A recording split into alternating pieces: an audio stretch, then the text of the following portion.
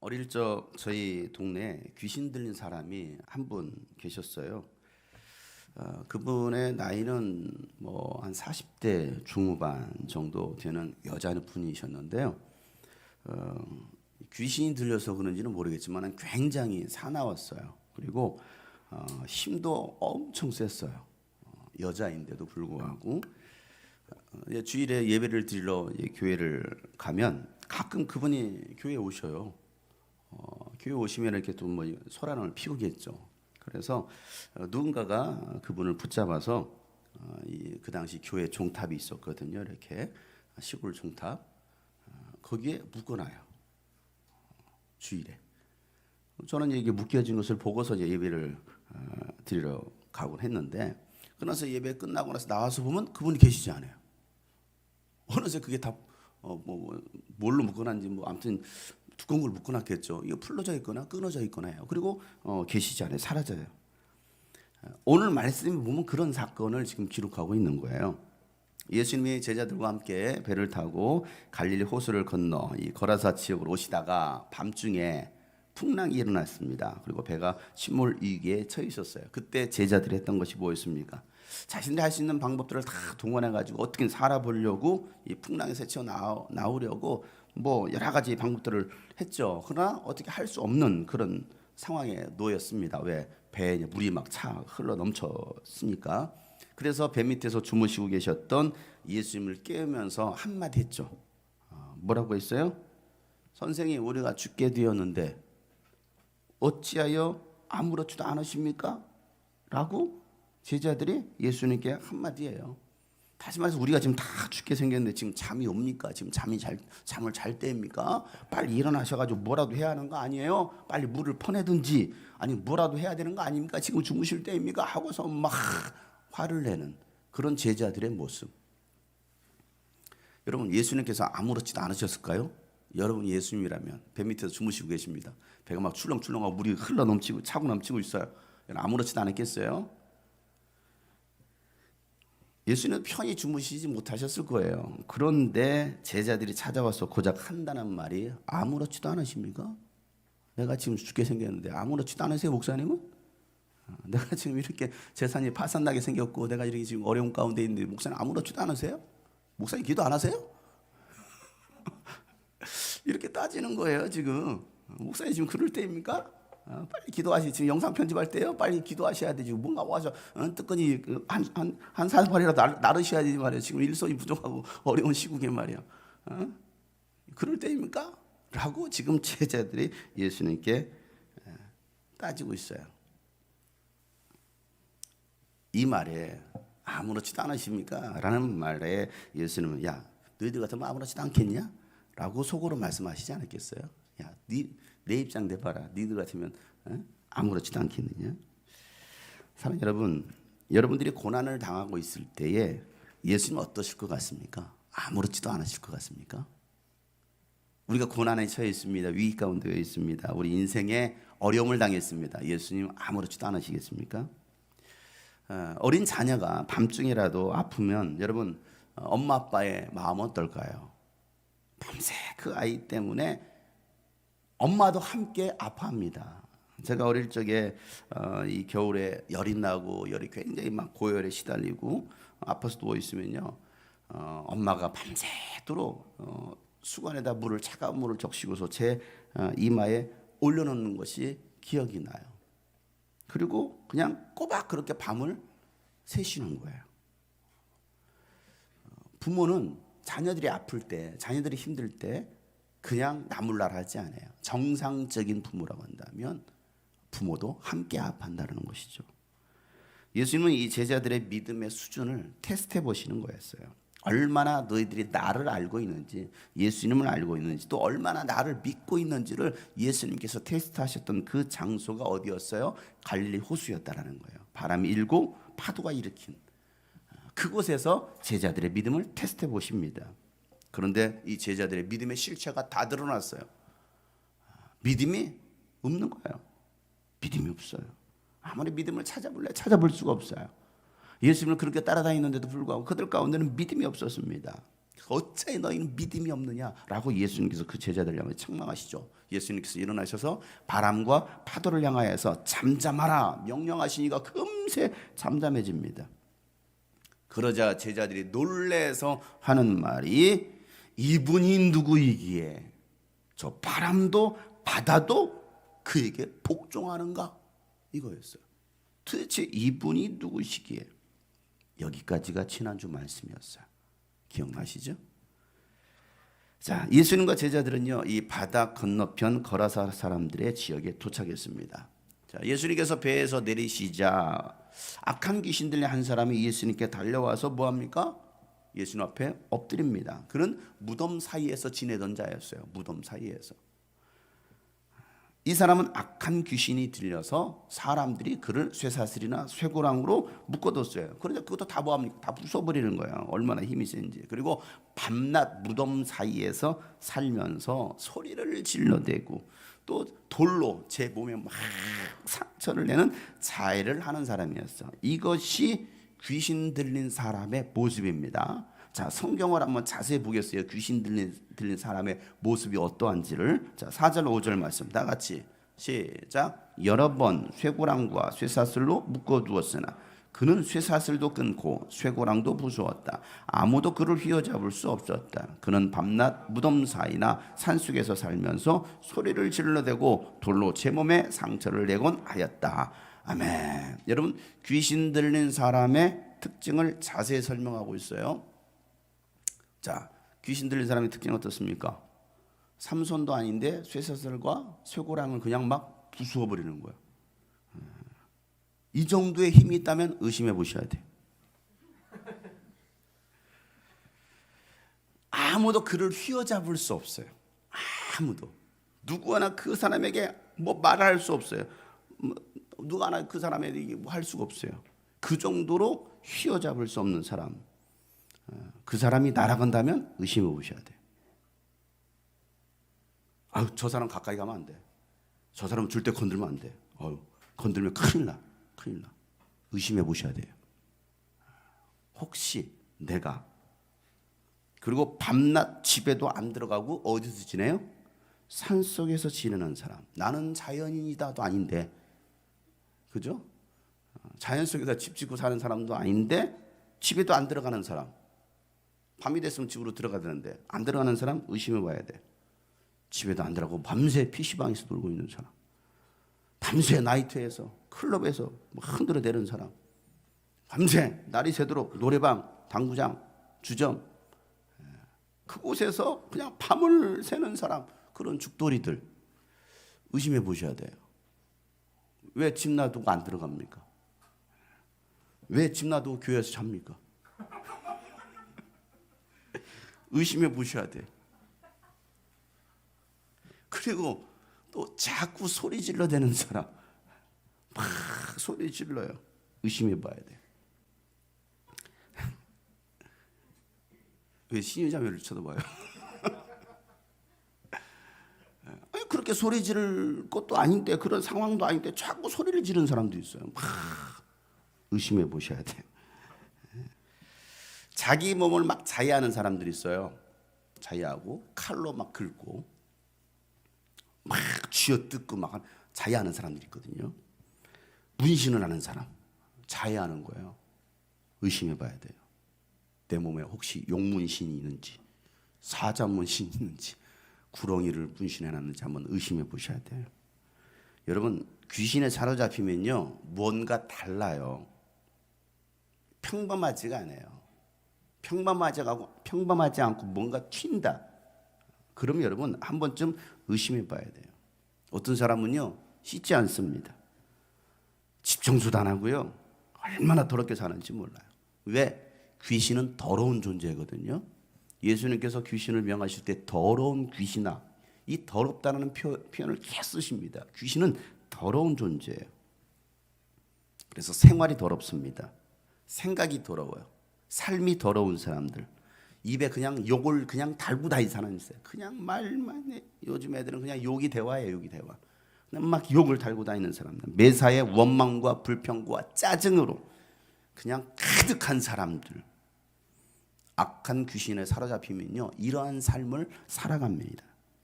물론 이 외에도 귀신 들린 사람의 특징들은 많습니다. 그런데 오늘 이 말씀에 나온 내용으로 봤을 때 귀신 들리니까, 악한 귀신에 들리니까 이러한 일들이 일어나더라는 거예요.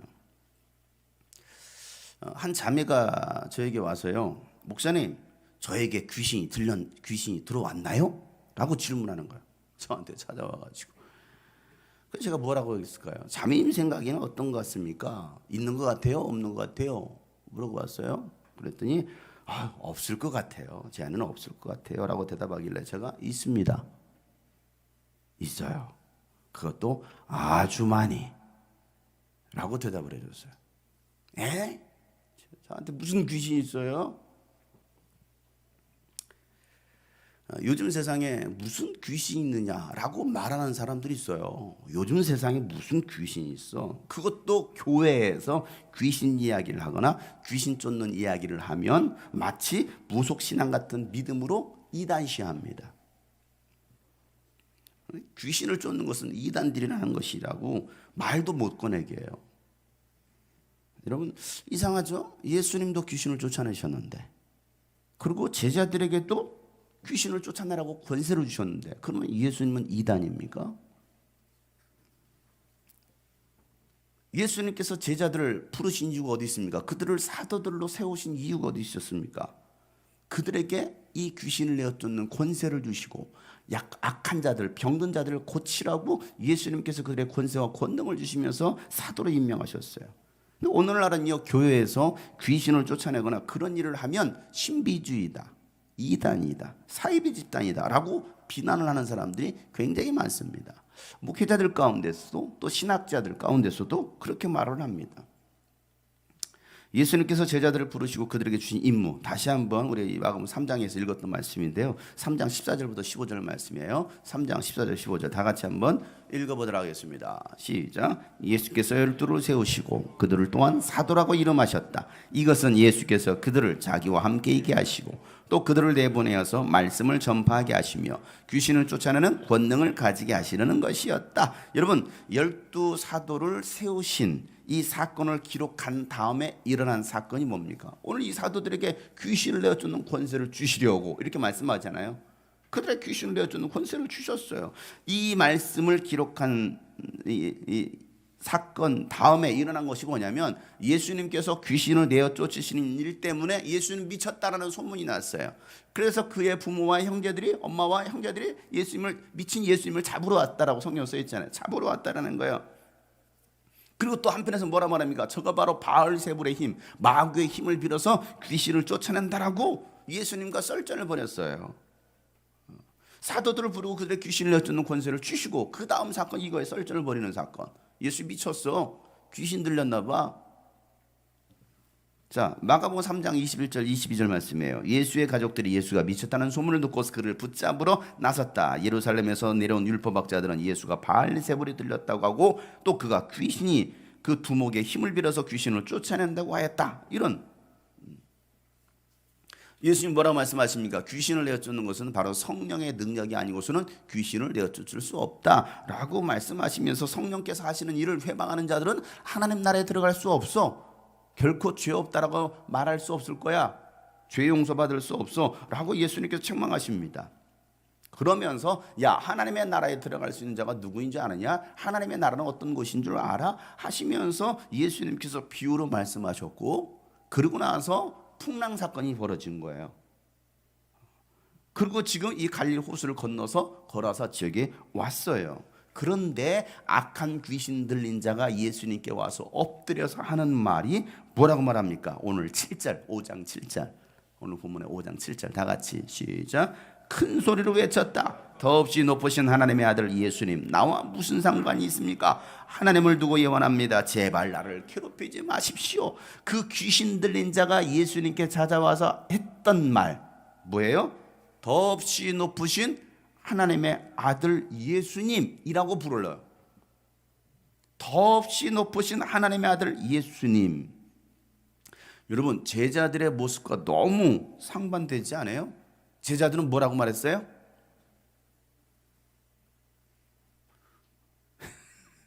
뭐라고 말했어요? 방금 전에도 얘기해줬고 지난주 말씀. 그러고 끝났잖아요. 지난주에. 이분이 누구이시기에 이거 있잖아요. 도대체 이분이 누구이시지? 그리고 다음 주 하고 끝났잖아요.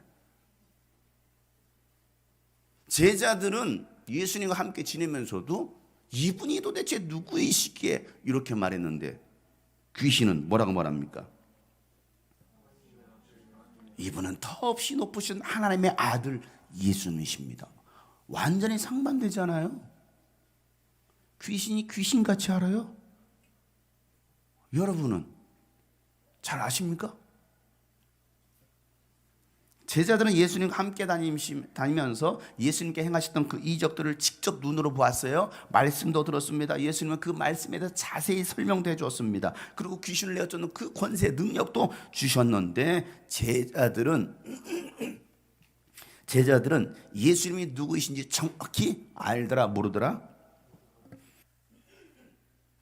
알더라 모르더라? 모르더라. 그런데 귀신은 정확히 합니다. 여러분 어떻게 알 수 있었을까요? 영적인 존재이기 때문에 영적인 세계를 꿰뚫어 봐요. 우리는 육을 초월하지 못해요. 여러분들의 영적인 눈, 영안이 열리지 않고서는요, 이 육의 세계에 머물러 있습니다. 육적인 세계에 머물러 있어요. 그러니까 이런 눈에 보이는 것밖에 안 보여요. 여기 꽃이 있네. 여기 빨간 꽃이 있네. 목사님 앞에 설교하시네. 왜? 육의 눈으로 봤을 때. 그런데 영의 눈이 열린 사람은요, 목사님 뒤에 주변에 천사들이 호위하고 있네? 저기 귀신이 앉아있네? 이런 걸 볼 수 있는데, 그냥 영의 눈이 딱 닫혀버리는 사람은, 오늘 교회에 몇 명 앉아있네? 이거야. 빈자리마다 귀신들이 다 앉아있네? 영의 눈이 열리면. 무슨 말인가 이해 가십니까? 제자들은 영의 눈이 열리지 않은 거예요. 그러나 귀신은 영적인 존재이니까 영적인 세계를 꿰뚫어 봐요. 저분은 하나님의 아들이시다. 여러분들이 예수님이 누구인지를 꿰뚫어 본다면 여러분은 영적인 사람이에요. 그러나 육적인 속한, 육에 속한 사람은요, 예수님이 누구인지 몰라요. 그저 하나님의 아들이래. 예수 믿으면 천국 간대. 진짜 아는 사람은 그렇게 살아가겠죠. 사도행전 19장에 보면요, 스게와라는 그 제사장의 7 아들들이 나오는데, 그들은 바울이 예수 이름으로 귀신을 쫓아내니까 바울처럼 흉내를 냅니다. 우리도 한번 바울처럼 해보자. 그래서 귀신아 예수 이름으로 나가라 하는데, 그때 진짜 귀신 들린 자와 맞닥뜨린 거예요. 마주쳤어요. 그때도 뭐합니까? 흉내내는 거예요. 예수 이름으로, 바울이 명하는 예수 이름을 빙자하여 예수 이름으로 명하니 귀신아 떠나가라 라고 말을 합니다. 그러자 무슨 일이 벌어집니까? 사도행전 19장 15절에 귀신이 그들에게 나는 예수도 알고 바울도 알지만 당신들은 도대체 누구요? 라고 말을 합니다. 그 귀신 들린 자가 한다는 소리가, 야 나는 예수도 알고 바울도 알아. 근데 니들이 누구야? 라고 말을 하는 거예요. 그리고 그걸로 끝나지 않습니다. 그들을 두들겨 팹니다. 그리고 옷을 홀라당 벗겨버려요. 자, 16절 말씀 다 같이 시작. 그리고서 악귀 들린 사람이 그들에게 달려들어 그들을 짓눌러 이기니 그들은 몸에 상처를 입고서 벗은 몸으로 그 집에서 도망하였다. 짓눌러 버리는 거예요. 깔아 뭉개는 거예요. 그리고 그들은 몸에 상처를 입고서 벗은 몸으로 도망가는 거예요. 한 번은 귀신을 쫓는데 그 귀신 들린 자, 그 귀신이 나와서 하는 소리가 저를 보면서 이렇게 말을 합니다. 지겨워. 장영송 목사. 지겨워. 제가 물었죠. 왜 지겨워? 너는 맨날 우리들 쫓아냈잖아. 너는 맨날 우리들을 괴롭히잖아. 그래서 나는 네가 싫어. 귀신이 저를 싫다는데 나는 네가 싫어. 그 세계에서 소문이 났다라는 거예요. 장영성 목사가 누구인지. 한 번 시작하면, 쫓아나기 시작하면 끝을 본다라는 것을 아는 거예요. 알만한 귀신은 다 한대. 여러분은 뭐라고 평가할까요? 여러분 뭐라고 평가할 것 같습니까? 네가 뭔데 날 쫓아? 라고 말하겠습니까? 아니면 여러분을 보고서 두려워할까요? 귀신은요, 예수님이 누구인지를 알았습니다. 예수님은 하나님의 아들이십니다. 제자들도 못 알아보는 예수님을 귀신이 알아보고 예수님은 거룩하신 하나님의 아들이십니다라고 고백을 하는 거예요. 제자들에게 깨닫게 하시려고. 예수님께서 항상 예수님의 동선은 다 이유가 있다라고 했어요. 목적이 있다라고 했어요. 그냥 오지 않아요. 야, 강 건너편으로 건너가자. 걸어서 마을로 가자. 그냥 오신 게 아니에요. 누굴 만나러 왔어요? 그 귀신 들린 자를 만나러 오신 거예요. 그리고 제자들에게 뭐 하는 거예요? 보여주는 거예요. 보여주는 거예요. 마가복음 5장부터 본격적으로 예수님께서 하나님의 아들이심을 드러냅니다. 이제 본격적으로 자신을 드러내시는 거예요. 내가 누구이냐? 사람의 아들로 믿지 말고 마리아의 아들 요셉의 아들로 믿지 말고 하나님의 아들로 믿으라는 거예요. 평범한 목수의 아들이 아니라는 것입니다. 여러분이 생각하는 그 이상의 하나님이십니다. 우리는 그 예수님을요, 내 생각 이하로 낮추고 있어요. 그러나 여러분이 생각하는 그 이상의 하나님이셔요. 귀신은 예수님을 보고 더 높으신, 더 지극히 높으신 하나님의 아들 예수님, 나와 무슨 상관이 있나이까? 이렇게 말합니다. 나와 무슨 상관이 있나이까? 내가 하나님을 두고 맹세하고 예언하지만 제발 나를 좀 괴롭게 하지 마십시오 라고 말을 하죠. 나와 무슨 상관이 있나이까? 상관이 있어요, 없어요? 상관없어요? 상관이 있으니까 거라사까지 배 타고 온 거예요. 상관없었으면 그 가지도 안 해요. 개입하지도 안 해요. 나와 무슨 상관이 있나이? 나와 무슨, 당신 나와 무슨 상관이 있나이까? 상관이 있죠. 예수님은 이 귀신 들린 자를 만나려고 오신 것인데 제발 나를 좀 괴롭게 하지 마십시오. 여러분, 예수님 괴롭혔어요? 예수님 괴롭혔습니까? 괴롭혔어요. 어떻게 괴롭혔어요? 네. 이미 8절에 이것 때문에 그 귀신은 괴로워했던 거예요. 자, 8절 시작.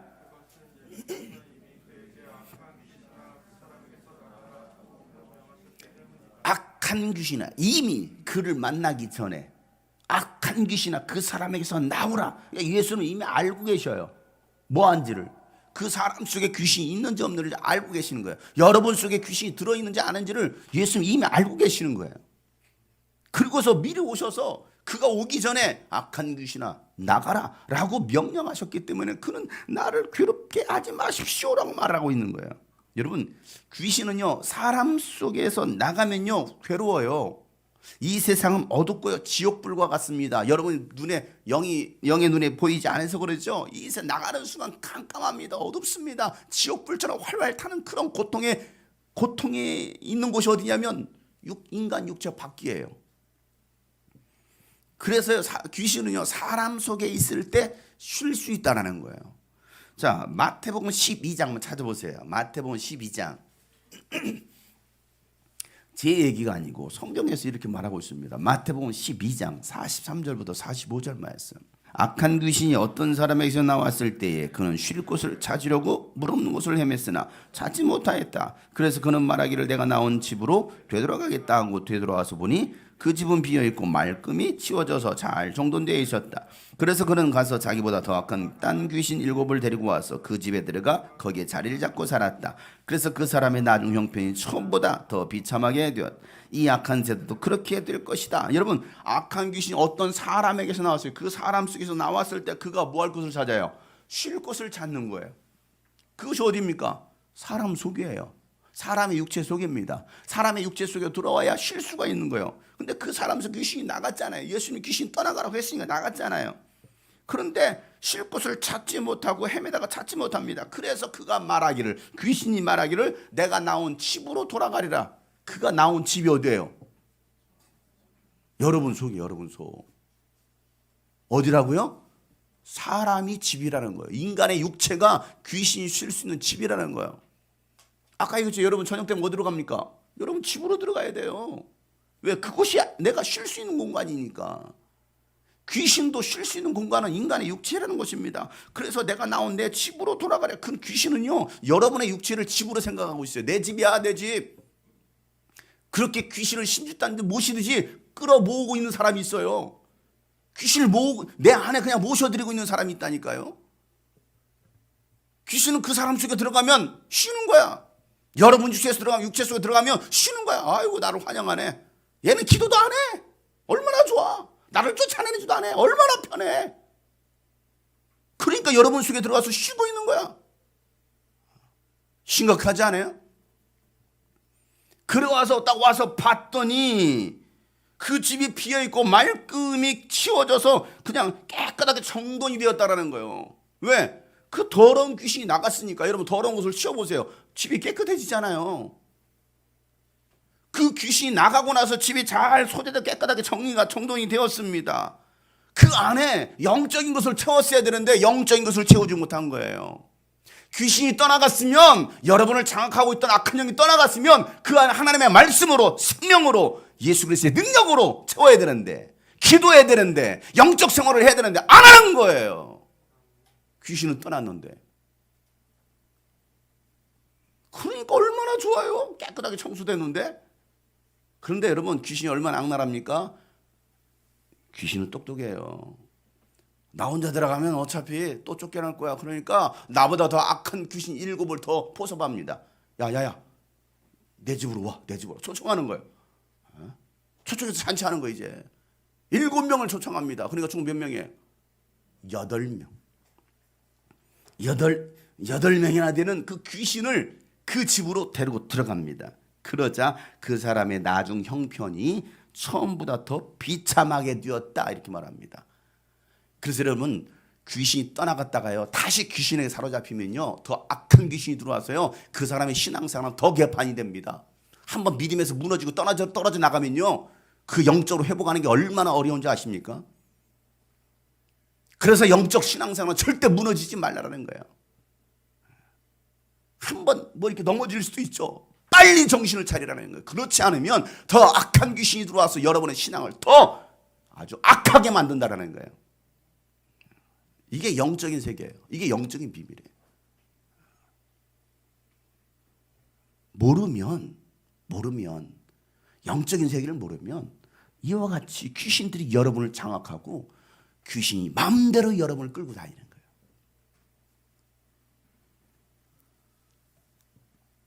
귀신은 사람 속에서 쉰다고 하지만요, 그로 인해서 사람에게는 어떤 일들이 벌어집니까? 아까 그런 일들이 벌어지는 거예요. 그냥 미치는 거죠. 자기 정신이 아니야. 생각에서 8마리의 귀신이 들어와 있어. 내 생각도 복잡한데 그 8마리의 귀신들이 온갖 잡다한 생각을 다 넣어주는 거예요. 그러니까 머리 아파. 생각이 복잡해. 왜 복잡할까요? 여러분 생각이 아니라는 거예요. 지금 수많은 생각들이 여기서 이거 할까 저거 할까 저거 막 귀신이 쏙닥쏙닥 되니까 이 생각도 내 생각이고 저 생각도 내 생각인 것 같고 뭐 한 8개, 나까지 9개 생각이잖아. 나까지 9명이 동시에 말한다고 생각해서 여기 귀에다 대고 쪼글쪼글쪼글쪼글 복잡해. 머리 아파. 복잡해. 왜요? 내 생각이 아니에요. 성령의 생각이 아니에요. 귀신의 생각들로 가득한 거예요. 생각이 많은 사람, 복잡한 사람 생각해 보셔야 돼요. 그러다가 미치는 거예요. 그러다 미쳐요. 더러워지는 겁니다. 각색 질병에 걸리고요, 막 몸을 자해하고요, 자살을 하고요, 또 다른 사람들을 괴롭히고요. 가끔 SNS에 자해하는 거 찍어서 올리는 저하고 연결된 사람이 있어요. 저는 이제 세상에 살 그런 가치 없는 인생이에요. 나는 죽을 거예요 하면서 막 오늘도 3번을 그었어요. 언제쯤 죽을까요? 언제쯤 죽을 수 있을까요? 제가 몇 번 저한테 보낸 글도 아니지만 제가 몇 번 이렇게 메시지를 보내면서 당신은 하나님의 자녀입니다. 왜냐하면 그 지체가 우리 캠프에 와서 은혜 받았던, 참석했던 지체거든요. 그러니까 저하고 연결이 되어 있었죠. 몇 번 권면하고 했는데 여전히 그게 반복이 되는 거예요. 반복이 돼요. 왜? 귀신에 사로잡히면. 신앙생활도 마찬가지입니다. 예배 한번 빠지기 시작하잖아요. 반복이 됩니다. 이제는 이게 무뎌지는 거예요. 한번 빠졌을 때는요, 약간 양심이 있어요. 신앙 양심이 있으니까 죄책감이라도 있어요. 그런데 이게 2번, 3번 빠지잖아요. 제가 3번 정도 빠지면 더 이상 교회 오고 싶은 마음이 없어집니다. 그리고 오히려 이제는 교회 안 와도 유튜브 켜, 편하잖아. 세상을 그렇게 만들어버렸어. 이제는 올 1년 동안 영적인 세계예요. 하나님의 성전에 오지 못하게 하는 거예요. 이스라엘 백성들을. 그래서 곳곳에 뭘 만들어? 신전을 만들어, 산당을 만들어 놓은 거예요. 여기서 예배도 되지 뭐.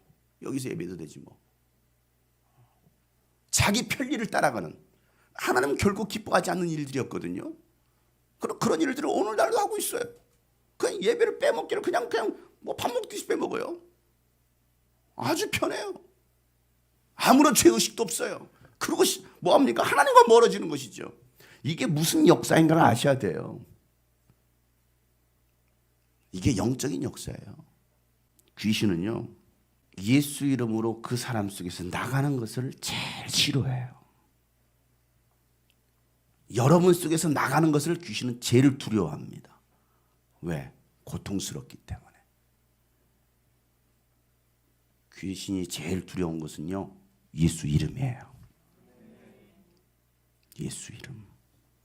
예수 이름은 구원의 이름입니다. 능력의 이름입니다. 예수 이름은 빛의 이름입니다. 생명의 이름입니다. 누구든지 예수 이름을 부르는 자는 구원을 얻습니다. 그래서 예수님 내 이름으로 구하라라고 말씀하시면서 내 이름으로 귀신을 내어 쫓아라라고 말씀하시는 거예요. 왜? 예수 이름이 능력이기 때문에. 마가복음 16장 17절 말씀에 이렇게 말씀합니다. 믿는 사람들에게는 이러한 표적들이 따를 터이니 곧 그들은 내 이름으로 귀신을 쫓아내며 새 방언을 말하며라고 말하고 있어요. 예수 이름으로, 내 이름으로 귀신을 쫓아내라는, 그들이 바로 믿는 자들이라는 것입니다. 사랑하는 여러분, 예수 이름을 사용하시길 바랍니다. 예수 이름을 부를 때 귀신이 떠나갑니다. 여러분, 군대처럼 수많은 귀신이 내 안에 들어와 나를 괴롭혀도 여러분들이 예수 이름을 신뢰하고 예수 이름을 믿고 선포한다면 여러분을 괴롭히던 귀신들은 떠나가게 될 것입니다. 2주 전에 생명의 삶을 하면서 이 예수 이름에 관한, 하나님의 이름에 관한 이 챕터가 있었어요. 그래서 예수 이름을 알려주고 하나님의 이름이 도대체 무엇인지, 그러면서 예수 이름의 권세가 얼마나 능력이 있는지에 대해서 말씀을 나눴습니다. 그리고 그 이름을 믿고 기도하면 하나님은 전능하신 분이시기 때문에 우리의 기도에 응답하신다라고 말씀을 나눴어요. 그날 양육을 마치고 나서 양육을 끝냈는데 그 양육에 참여했던 우리 용민 형제가 심각한 눈빛으로 저를 보면서 목사님, 저 좀 기도 좀 해주세요. 제가 목 디스크로 인해서 병원에 가서 뭐 물리치료도 받고 뭘 하는데도 그때뿐이라는 거예요. 돌아서면 다시 아프고 다시 아프고 다시 아프고. 그래서 고개도 잘 못 돌린다고. 그래서 목사님 기도해 주세요. 믿음으로 선포하자. 믿음으로 기도하자. 하고서 그 자리에서 양이 끝나고 나서 예수 이름으로 명하는 목 디스크, 또 아프게 하는 우리 모든 기관들, 관제들, 뼈와 관절과 골수까지도 정상으로 돌아가고 주의 보혈로 치료가 될지어다. 예수 이름 막 선포했어요. 깨끗함 받을지어다 선포했어요. 그리고 잊어버렸죠. 제가 기도하면 나았어? 나았어? 그 다음에 나았어? 어떻게 됐어? 잊어버렸어요. 그냥 잊어버렸어요. 그리고 이제 지난주에 양육하는데 또 이제 예수 이름의 권세에 대해서 다시 또 복습을 해주는 시간이 있었어요. 복습해주면서 예수 이름을 믿으세요. 예수 이름 믿으세요. 라고 하는데 복습하는 또 우리 용민이가 또 저를 가만히 노려보고 있어요. 이렇게 심각하게 저를 노려보는 거예요. 그러더니만은 갑자기 목사님, 저 지난주 기도받고 목이 다 나았습니다. 신기하게 안 아파요. 나도 신기하더라고. 그렇게 말하는, 아니 신기한 일을 날마다 경험해야 되는데 우리는 정말 신기하게 경험하는 거예요. 기적이 상식이 돼야 돼요. 기적이 되면 안 되고요. 기적이 상식이 되는 믿음을 가지시기를 바랍니다. 예수님께서 치료해 주신 거예요. 이 사실을 인정하고 믿을 때 하나님은 여러분을 통해서 영광 받으신 걸 믿으시길 바랍니다. 하나님께서 치료해 주셨다면 우리는 하나님께 감사할 줄 알아야 되잖아요. 하나님 감사합니다. 병원에 가가지고 치료비네요. 하나님께 여러분 치료비 감사하셔야 돼요. 입 씻으면 안 돼. 입 닦으면 안 돼. 우리가 놓치는 것 중에 하나 그런 것들입니다. 하나님 응답해 주셨으면 감사하셔야죠. 그렇잖아요. 근데 우리는 그렇게 하지 않아요. 그냥 말로 끝나요. 하나님께 감사할 수 있어야 진짜 찐 감사. 그런 감사 생활하시는 여러분 되시기를 축복합니다. 3주 전에 우리 유스비전 선교회 후원하시는 분이 계십니다. 그분을 만나려고 제가 논산에 내려갔어요. 왜냐하면 그 전에 이제 통화를 하는데 목요일에 수술을 한다는 거예요. 수술하기로 날짜를 잡았다는 것입니다. 그래서 제가 그래요? 제가 기도해 드리러 갈게요. 그때 이제 우리 김치도 가지러 갈 겸 해서 그래서 제가 월요일에 방문하겠습니다. 목사님 오지 마세요. 멀리 논산까지 오십니까? 논하고 산밖에 없는데 뭘 논산까지 오시려고 그래요. 그래서 논이나 산이나 보러 가야죠. 그래서 내려갔어요. 내가 점심 만나서 맛있는 식사 대접받고 또 식사하고 그리고 나서 영적인 신앙 상담을 했어요. 그 영적 신앙 상담이 뭐였느냐면 목사님 요 며칠 계속해서 제가 가위에 눌려요. 가위 무거운 가위예요? 이것도 무서운 가위 어떤 가위에 눌려요? 가위에 눌린데 밤새 시달린다라는 거예요. 가위에 눌리면 끔찍 못하는 거예요. 움직이지 못, 숨도 안 쉬어져. 막 죽어간. 가위 눌려보신 분 손 들어보세요. 혹시 가위에 많이 눌려보셨네? 눌려보고 싶으신 분, 제 기도해 드릴게. 오늘 밤 눌릴지어다. 한번 제가 이게 물어봤어요. 거기 가위에 눌리신 분 손 들어보세요. 안 눌려보신 분 손 들어보세요. 안 눌려봤대. 가위 눌려보고 싶어? 눌려보고 싶대. 선포해 줘. 오늘 밤 눌릴지어다. 그 다음 나왔어요. 목사님 저 어제 가위 눌렸어요. 말의 권세가 있어요. 말의 권세가. 혹시 여러분 가위 눌리고 싶으신 분, 영적 체험하고 싶으시면 저한테 오세요. 제가 마음껏 축복 기도해 드릴 테니까 가위 한 100번 눌리도록 기도해 드릴 테니까. 그래서 이분이 막 밤새 그렇게 시름시름 잠도 안 오고 잠도 불면증에 시달리는 사람도 있어요. 불면증도 여러분 영적인 병이에요. 수면제 먹는다고 되는 게 아니에요. 수면제 먹어도 잠이 안 오는데 이거 어떻게? 불면증. 또 너무 잠 많이 자는 사람 이것도 문제예요. 자기가 뭐 숲속에 공주인 줄 알아. 아니 이것도 영적인 문제야. 신데렐라 쫓아야 돼. 그러니까 다 영적인 걸 보셔야 돼요. 그래서 이번에 가위 눌려서 너무나 힘들어하시길래 그런데 이걸 누구한테 물어볼 사람도 없고 정확히 말해주는 사람도 없다라는 거예요. 제가 그 영적인 세계에서 알려드렸어요. 가위가 무엇인지 칼이 무엇인지. 저도 가위에 눌려본 적이 있었기 때문에 잘 귀를 열어 쫑긋하고 들으세요.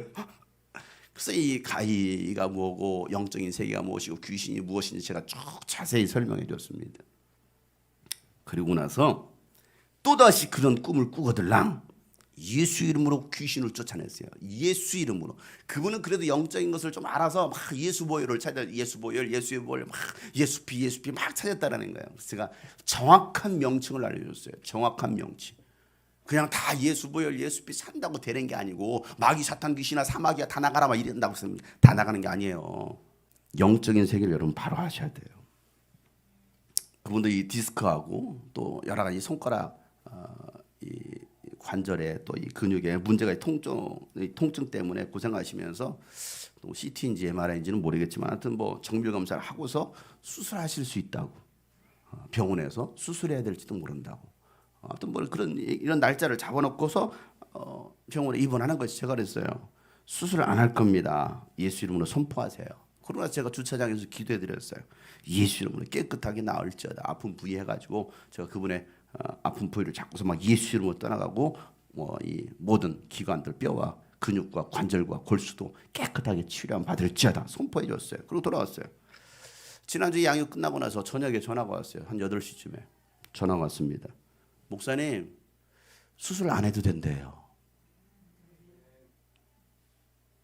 제가 할렐루야 하나님이 치료하셨습니다. 그거 감사해서 보고하려고 전화했다는 거예요. 그래서 월요일 날 저 퇴원합니다. 수술 안 해도 됩니다. 사랑하는 성도 여러분, 하나님은 여러분이 질병에서 자유하기를 바라십니다. 예수님께서 십자가 지시고 채찍에 맞으신 것은 여러분의 병을 대신 담당하시기 위하심이었어요. 이사야서 53장 5절 말씀에 다 같이 한번 시작. 그러나 그가 찔림은 우리의 허물 때문이고 그가 상처를 받은 것은 우리의 악함 때문이다. 그가 징계를 받음으로써 우리가 평화를 누리고 그가 매를 맞음으로써 우리의 병이 나았다. 여러분, 질병으로 고통 가운데 계신 분 계십니까? 이 말씀을 믿음으로 선포하세요. 100번이고 여러분 선포하세요. 매일같이 100번이고 1000번이고 막 읽고 선포하세요. 그가 찔면 우리에다가 여러분의 이름을 넣으세요. 용성이의 질병 때문에 예수님께서 채찍에 맞으셨다. 여러분 그렇게 여러분 믿음으로 읽고 선포하시면요, 믿는 순간 하나님께서 치료해 주십니다. 백병삼기로 이제 죽음을 앞두고 있는 한 자매를 제가 소개받았어요. 제가 그분은 믿지도 않는 분이었어요. 제가 예수님을 소개했습니다. 예수를 믿으세요. 예수님은 하나님의 아들이십니다. 하나님이십니다. 예수님은 당신의 병 때문에 채찍에 맞으셨습니다. 예수 믿기만 하면 당신은 그 죽을 병을 살 수 있습니다. 믿으세요. 제가 하나님의 말씀을 나눴습니다. 그리고 나서 이 말씀을 줬어요. 이사야 53장 말씀을 줬습니다. 거기다 우리에다가 그 자매님의 이름을 넣어서 자꾸 매일같이 읽으세요. 매일같이 선포하세요. 했어요. 처음에는 이분이 그럴까요? 될까요? 의심하시더라고요. 제가 계속해서 믿으세요. 하나님은 치료하신 분이십니다. 저도 그 치료를 경험했습니다. 하나님은 살아계십니다. 예수님은 당신을 치료하실 것입니다. 계속 제가 읽으라고 했더니요, 그분이요, 처음에는 믿지 못하던 나중에는 이 말씀이 믿어지더라는 거예요. 폐병에서 나왔어요. 하나님은 살아계십니다.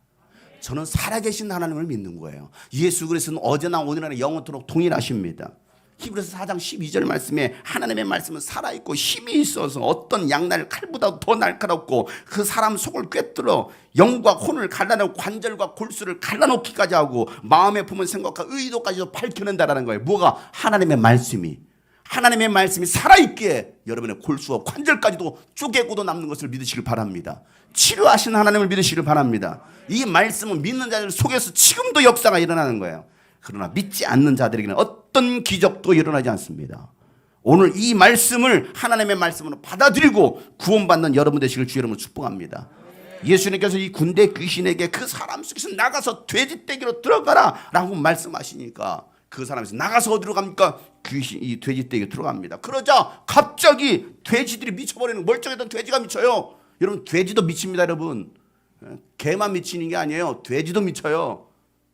영적인 존재가 그 속에 들어가면 미쳐가지고 뭐합니까? 그 비탈길에서 내려가지고 그 바닷속에 빠져서 죽더라는 거예요. 그리고 귀신 들렸던 사람은 뭐합니까? 정상이 되죠. 왜? 2000마리나 되는 귀신이 그 한 사람 속에 들어가 있었는데 그래 제정신이겠습니까 여러분? 그런데 귀신이 빠져나가니까 정상으로 돌아오는 거예요. 여러분을 사로잡는 귀신들을 떠나가면 여러분 정상적인 생활을 할 수 있습니다. 여러분의 가정에 문제가 생겼습니까? 여러분의 가정을 무너뜨리는 그 귀신들이 나가면 평안해집니다. 염려와 근심이 떠나갑니다. 소망이 보이지 않던 여러분의 삶 가운데 여러분 소망이 생깁니다. 이런 귀신에 눌려서 자유함이 없는 사람들 여러분 자유하시길 축복합니다. 이런 자유가 여러분 가운데 있기를 예수 이름으로 축복합니다.